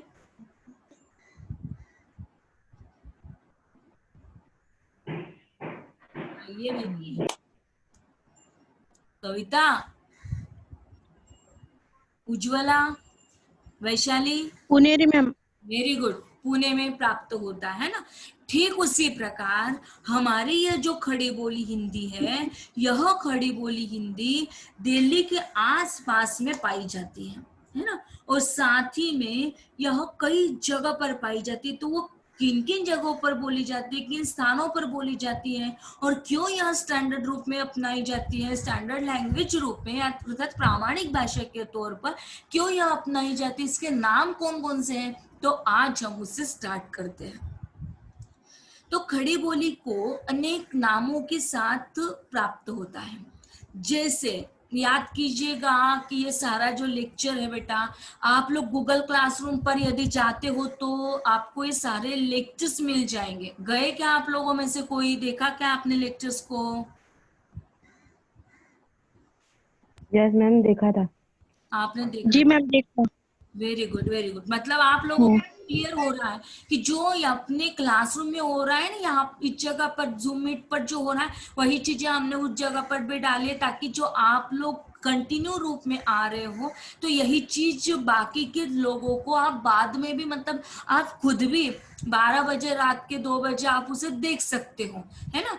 तो आज हम लोग स्टार्ट करते बेटा कि खड़ी बोली किसे कहा जाता है और उसे अन्य नामों से क्यों जाना जाता है। तो ध्यान में रखिएगा, जब आपको एकोत्तरीय प्रश्न मंजूषा पूछी जाएगी तो एकोत्तरीय प्रश्न मंजूषा में खड़ी बोली के अन्य नाम बताइए, ऐसा यदि प्रश्न पूछा जाता है तो आपके पास ये सारे प्रश्नों का जवाब होना चाहिए। तो खड़ी बोली को अनेक नामों से जाना जाता है, जैसे हिंदुस्तानी, नागरी, सर हिंदी और कौरवी। अब देखिएगा, यदि आपके पास कॉपी रखी है, पेन रखा है, तो आप लोग इसे नोट डाउन कर लीजिएगा।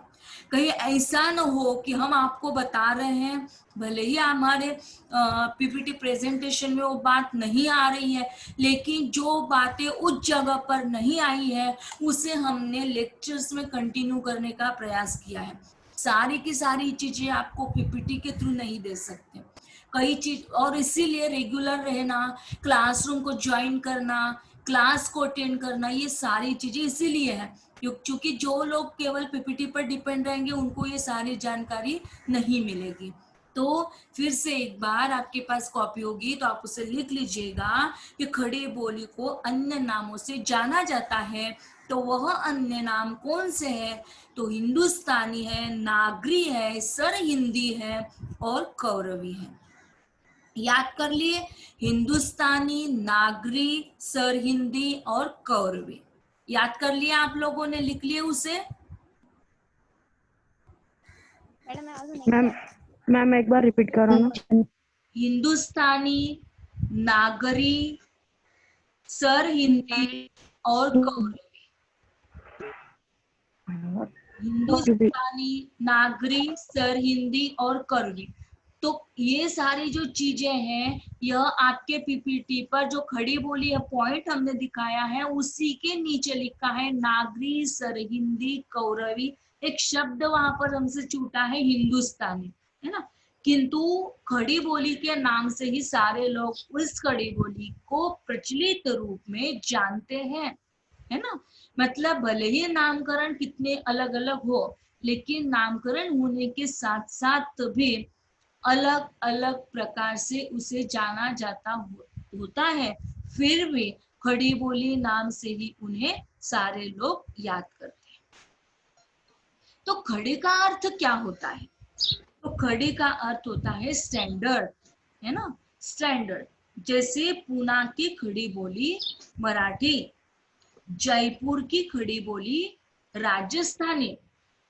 फिर से एक बार दोहराएंगे कि खड़ी का अर्थ क्या होता है? स्टैंडर्ड लैंग्वेज के रूप में, जैसे प्रामाणिक भाषा जो अत्यंत मतलब व्याकरणिक दृष्टि से जो व्याकरण के नियमों के आधार पर मानी जाती है उससे हम कहेंगे प्रामाणिक भाषा, है ना।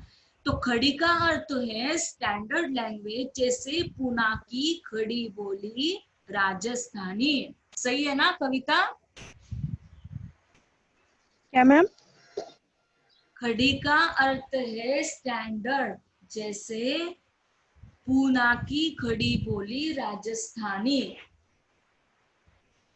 नहीं मैम, पुनेरी। वेरी गुड, मतलब आप लोग यहीं पर हो, कहीं बाहर नहीं गए हो, है ना।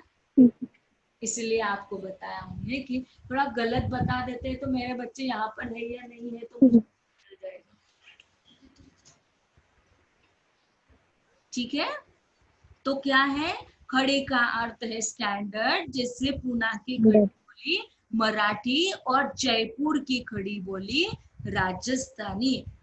और इसके अन्य अर्थ में प्रकृत, ठेठ और शुद्ध काल्पनिक अर्थ होता है। लेकिन आज आधुनिकता में केवल खड़ी बोली के नाम से ही यह बोली प्रचलित तौर पर पाई जाती है। प्रामाणिक भाषा, जिसे हम लोग स्टैंडर्ड लैंग्वेज के रूप में अपनाते हैं, तो सामान्य रूप से उत्तर भारत के बोलचाल की भाषा ही खड़ी बोली के रूप में पाई जाती है। मतलब जो हमारे उत्तर भारत का जो एरिया है ना, तो उत्तर भारत के बोलचाल की भाषा के रूप में किसे आत्मसात किया जाता है? तो खड़ी बोली को आत्मसात किया जाता है। अब देखिएगा, यह खड़ी बोली किन स्थानों पर पाई जाती है?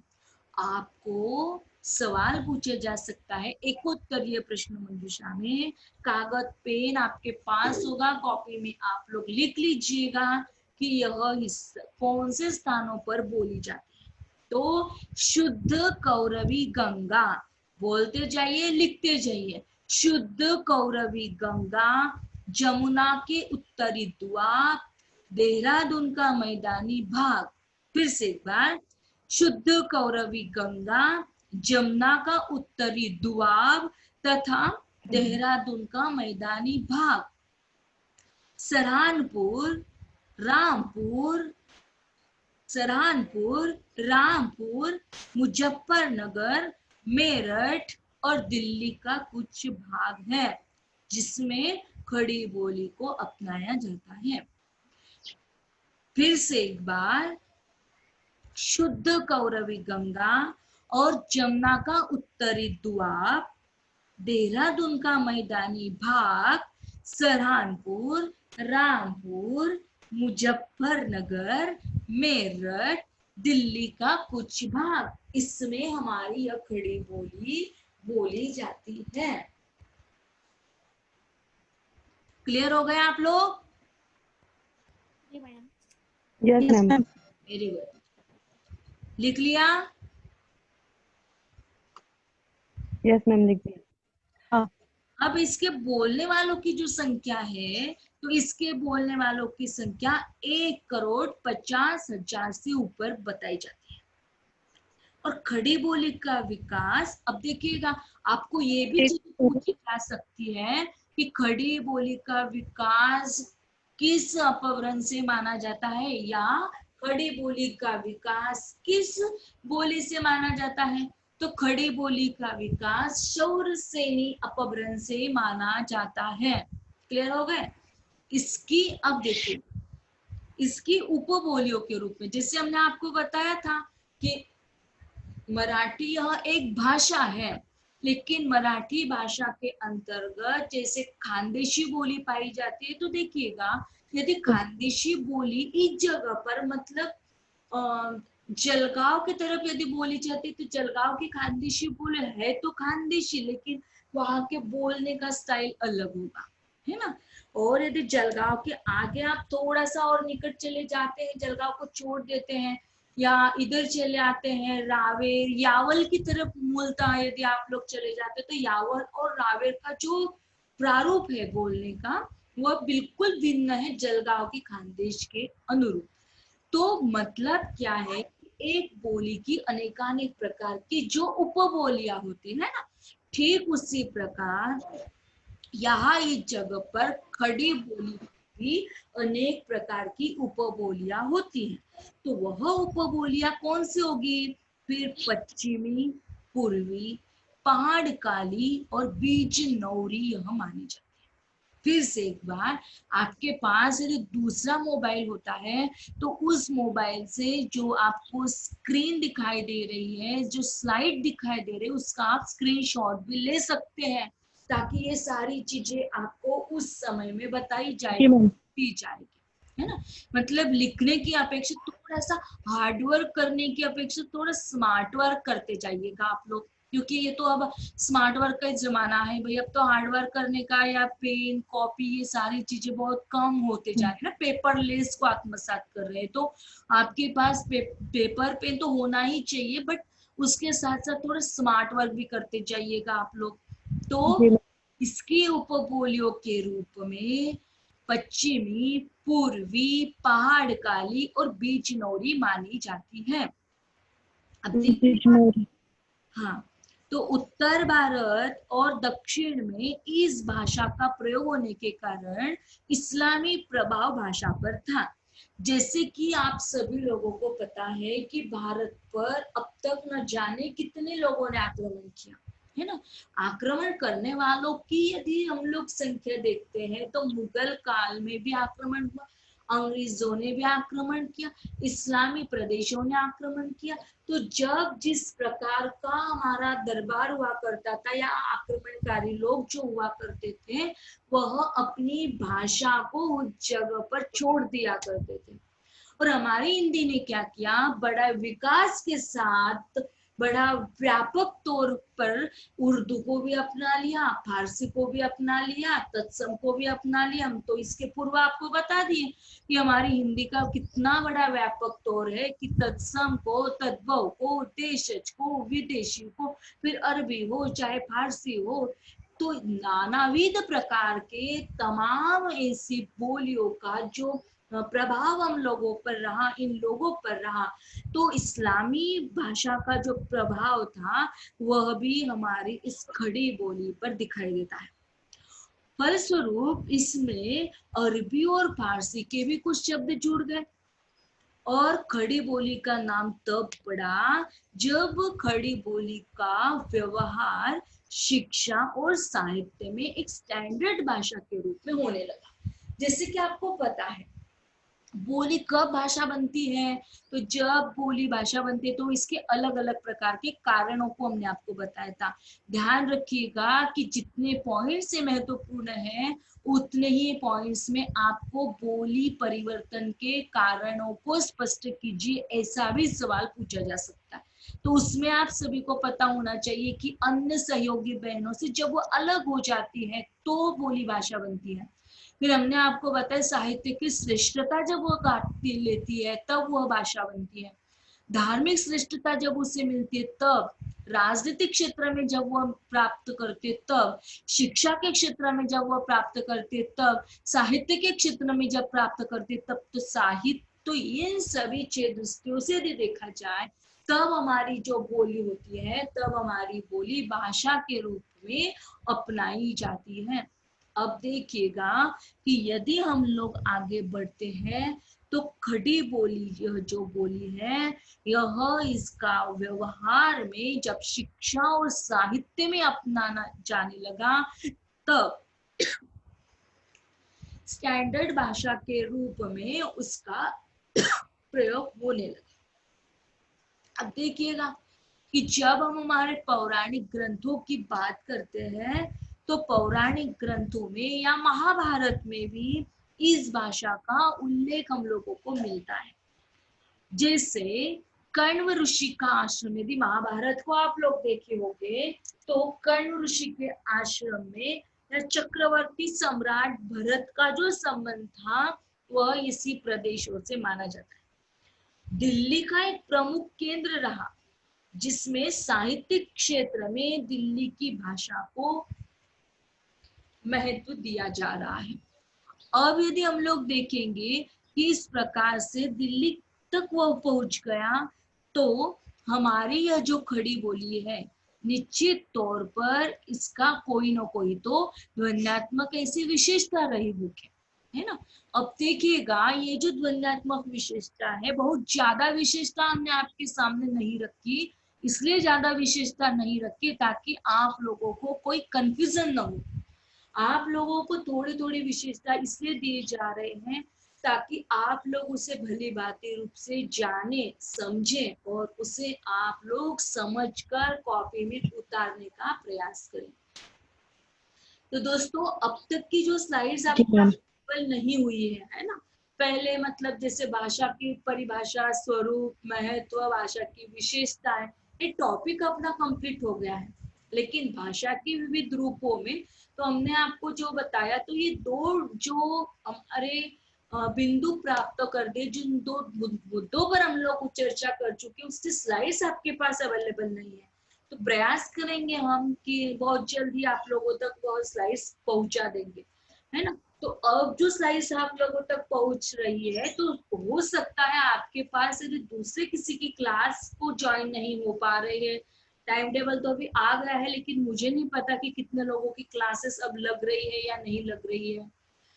तो आपके पास यदि समय होता है तो आप इसे कॉपी में लिख लीजिएगा, ताकि कॉपी में यदि लिखते हो, हमारा जी मैम। लेक्चर सुनते हो, देखिएगा कितना फायदा होगा। आपकी आंख उसे देखेगी, आपका हाथ उसे लिखेगा, आपके कान उसे सुनेंगे। 3 बार यह कार्य होगा। 3 बार कार्य कैसे होगा? आपकी कॉपी में आप लोग लिखोगे, हमारा वक्तव्य जो आज का हमारा लेक्चर है, गूगल क्लासरूम में जाओगे तो एज इट आपको ऐसा का ऐसा ही मिल जाएगा, भले वो यूट्यूब चैनल के थ्रू मिलेगा, बट यही सारी चीजें आपको उस जगह पर मिलेगी। तो 3 बार आपका रिपीटेशन होगा, लिखोगे तब, देखोगे तब, और फिर खुद उस प्रकार से सुनोगे तब। और चौथी बार यदि आप लोग प्रयास करते हैं कि उसे एक बार आप लोग पढ़ते हो, चौथी बार का प्रयास यदि करते हो, तो 5वीं बार आप अपने आप में उसे ओरली तौर पर लिख पाओगे। ये बड़े दावे के साथ चैलेंज को हम आपके सामने रखते हैं। यदि आपने इस प्रकार से इस विषय को लिया, तो मुझे नहीं लगता कि आप लोगों को यह विषय बहुत कुछ डिफिकल्ट लगेगा। डिफिकल्ट लग रहा है क्या? नहीं मैम। क्लियर तो हो रहा है सभी को? यस मैम, हो रहा है। Yes ma'am. किसी को कोई प्रॉब्लम समस्या होगी तो आप उससे भी शेयर करते जाइएगा कि एक आध पॉइंट क्लियर नहीं हुआ है ना?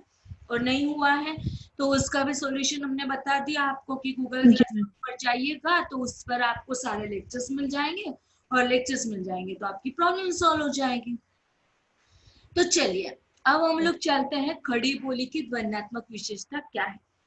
जैसे खड़ी बोली का अन्यत्र दीर्घ स्वर भी ह्रस्व रूप में बोला जाता है, और जो फल स्वरूप स्वरों के पश्चात आए गए व्यंजन जो होते हैं वो अपने आप दीर्घ हो जाते हैं। जैसे हम यदि किसी को मोटा कहते हैं ना, कि तू बड़ा मोटा है, तो मोटा को मोटा नहीं कहेगा, वो क्या कहेगा?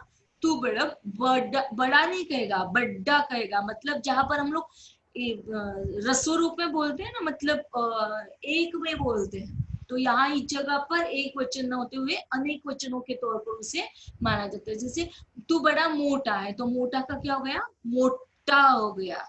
बेटा, तो बेटा का बेटा हो गया। तो गाड़ी, तो गाड़ी का गाड़ी हो गया। मतलब मेरे गड्डी ले जाना।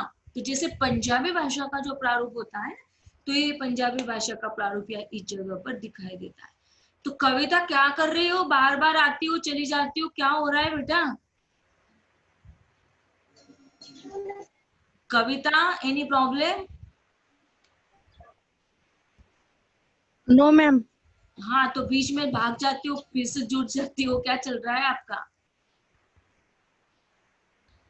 चलो नेट अटक रहा है मैम। जी, नेट डाउन हो रहा है आपका? ओके ओके ओके, कोई बात नहीं। तो चलिए समझ जाइएगा बेटा, आप ये जो सारी चीजें बता रहे, फिर से कविता के लिए लेंगे कि खड़ी बोली का जो अन्यतर हमारा दीर्घ स्वर होता है वह भी ह्रस्व रूप में बोला जाता है, और जो स्वरों के पश्चात आए गए जो व्यंजन होते हैं वह दीर्घ हो जाते हैं। जैसे मोटा का हुआ मोटा, बेटा का हुआ बेटा, गाड़ी का हुआ गाड़ी, और गाना का हुआ गाना, इस प्रकार से। तो खड़ी बोली में मध्य तथा अंत में, फिर से एक बार सुनिएगा, हमने अब तक आपको बोला था न के जगह पर हमने न लगाया था। याद आ रहा है आपको किस बोली का उदाहरण था? न के जगह पर न के स्थान पर न का प्रयोग कौन सा था? कौन सी विशेषता थी? शब्द बोले कोई, हमें सुनाई दिया, लेकिन वो कौन बोले नहीं समझ में आया। कौन सी बोली थी? ब्रज। फिर से एक बार याद कीजिए। ब्रज मैम, ब्रज।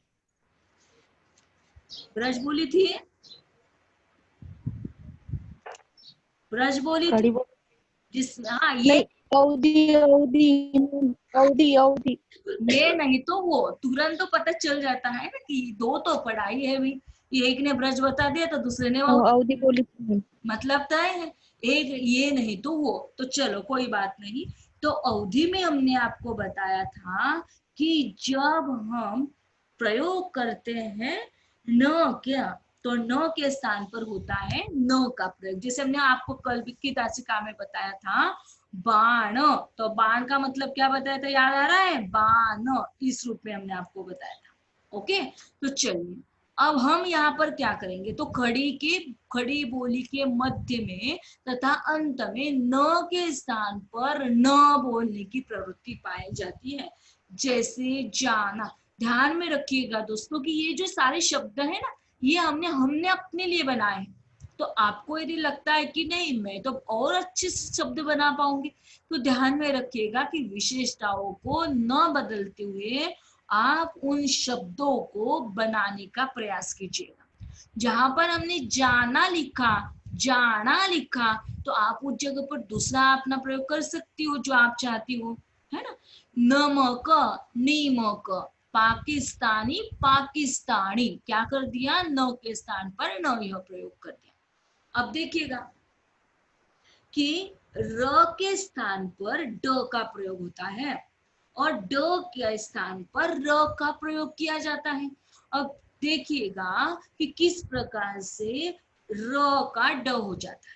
अब जब हम कहते हैं कि तू चपरासी है, तो वह क्या कहेगा, तू चपड़ासी है ना। मतलब यहाँ पर र का क्या हो गया, ड हो कपड़ा गया, और ड का क्या हो जाता है, र हो जाता है। कूडक, तो कूडक का क्या कर दिया उन्होंने, कुर्क कर दिया है। मतलब कुर्क का मतलब क्या है कि जो र उन्होंने जोड़ दिया। तो यहाँ इस जगह पर ये तीन विशेषता हमने आपके सामने रखी। अब देखिएगा कि यहाँ इस जगह पर हम आपको बताएंगे कि उसका उदाहरण क्या है। तो वो आपो इस बात को समझ जाएगा, छोटो वाहन की नंद की सासू बिजार है। अब देखिएगा यहाँ इस शब्द का, इस वाक्य का अर्थ क्या होता है, वो आपो इस बात को समझ जाएगा, मतलब क्या है कि अर्थात वह आप ही इस बात को समझ जाएगा कि छोटो बाहर की नंद की सासू बिजार है। मतलब उसकी जो छोटी बहन है, उस छोटी बहन की नंद की सास बीमार है। विचार से तात्पर्य क्या है, बीमार है। अब देखिएगा यहाँ इस जगह पर ज के स्थान पर और एक आपकी विशेषता जुड़ जाएगी कि ज के स्थान पर म हो जाता है। जैसे हमने आपको बताया बीजार, तो बीजार से तात्पर्य बीमार, ऐसा भी कर सकते हो। ज के स्थान पर झ का प्रयोग किया जाता है, ऐसे भी आपकी ध्वन्यात्मक विशेषता प्राप्त हो सकती है। तो आपको हर एक बोली का जो एग्जाम्पल हम आपको दिए जा रहे हैं, हर बोली का उदाहरण इसीलिए दिए जा रहे हैं दोस्तों, ताकि आपकी जो ध्वन्यात्मक विशेषता है, आप उस वाक्य के जरिए, उस बोली के उदाहरण के जरिए आप उसे अच्छी तरह से समझें, आप उसे आपके दिमाग में उतारने का प्रयास करें, है ना। आप जब उसे बार बार पढ़ोगे ना, तो पढ़ते हुए आपको उसकी ध्वन्यात्मक जो विशेषताएं हैं वो धीरे धीरे धीरे धीरे आपको प्राप्त हो जाएगी। क्लियर हो गया, आप यहाँ तक समझ में आया आपको? Yes ma'am. हाँ, अभी आप तीनों के माइक ऑन कर दीजिए। अब आपने कितना समझा यह हमें बताइएगा, क्या क्या लिया आपने अब तक। स्टार्टिंग से बात करते हैं, कविता से बात करते हैं। चलो कविता, कौन से टॉपिक पर बात कर रहे हैं हम?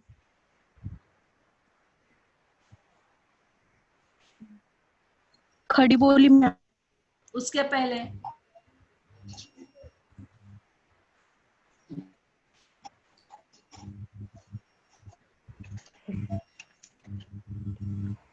स्क्रीन पर दिखाया जा रहा है दोस्तों कि हम लोग क्या पढ़ रहे थे, कहाँ से आए थे, कहाँ चले जा रहे हैं। हिंदी की बोलो सामान्य परिचय। हाँ बोलते जाइए, आप ही के लिए बनाया है सारा। बताइए बताइए जल्दी जल्दी। हिंदी की बोलियों का सामान्य परिचय। हाँ, तो ये सामान्य परिचय मिल गया आपको। पूर्वी खंड को 2 विभागों में विभाजित किया जाता है, बताया था ये चीजें कि नहीं बताए?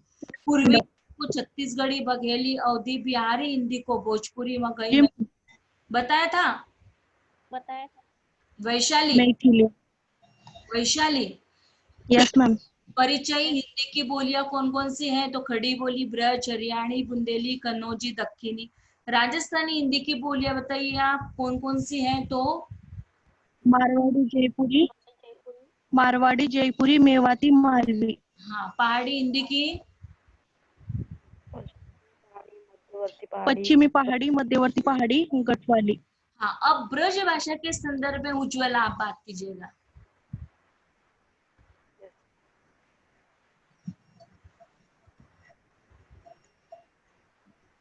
ब्रज किसे कहा मैम जाता मैं है? बताऊं? हाँ बताइए ना, बताओ बताओ। ब्रज भाषा ब्रज के आधार पर दिया गया नाम है। Very good. ब्रज ब्रज का अर्थ होता है गोष्ठ, ओके, गायों का समूह। Very nice. और बेटा उसकी ध्वन्यात्मक विशेषता याद आ रही है बेटा आपको? एक आध दूसरी जो आपको याद आ रहा है।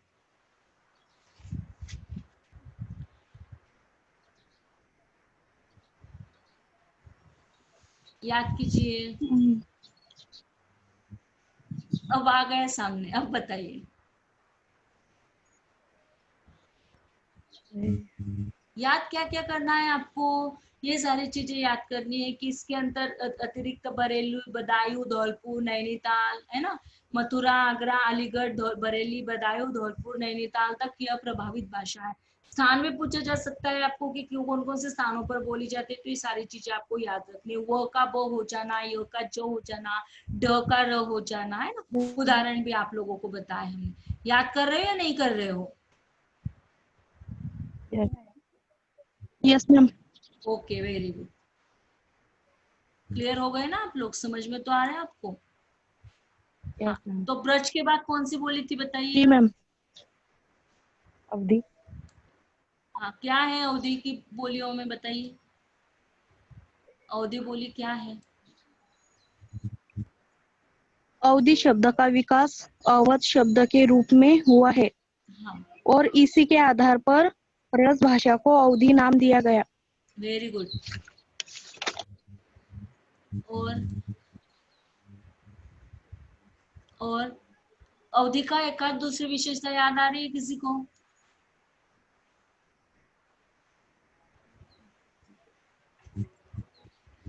बोलो भैया। अवधि में यह शब्द का प्रयोग जब किया जाता है। हाँ, वैशाली जैसे? अवधि में व और यह शब्द का अभाव दिखाई देता है। हाँ, जैसे?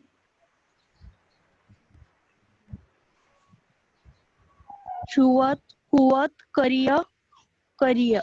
Very good, best.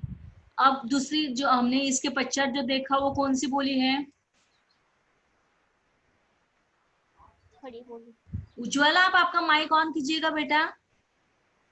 खड़ी बोली। उज्ज्वला, आपका माइक ऑन कर दीजिएगा, आप भी बात कीजिए। वैशाली? Yes ma'am. हाँ, चलो खड़ी बोली के बारे में अब वैशाली बताएगी।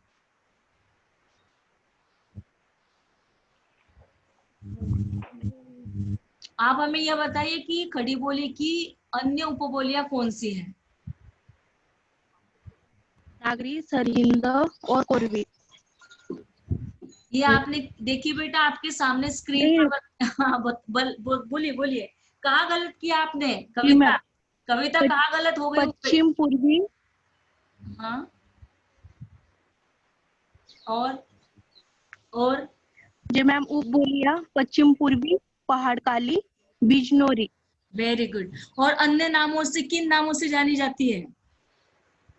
हम हिंदू, नागरिक, सरहिंदी और आपकी करवी। आवाज नहीं आ रही है उज्ज्वल। कोरवी। हाँ हम बताइए। हिंदू, नागरिक, हिंदुस्तानी, कोरवी। हाँ, कैसे बोलना है? हिंदुस्तानी, नागरी, कौरवी। सरहिंदी। लर्न कर लेना है हिंदुस्तानी नागरिक सरहिंदी कौरवी, हिंदुस्तानी नागरिक सरहिंदी कौरवी। ओके, अब ध्वन्यात्मक विशेषता। कौन बात नहीं कर रहा है आज? उज्ज्वला बोलो जल्दी जल्दी। वैशाली बस लास्ट 1 मिनट बाकी, अपने पास समय की सीमाओं को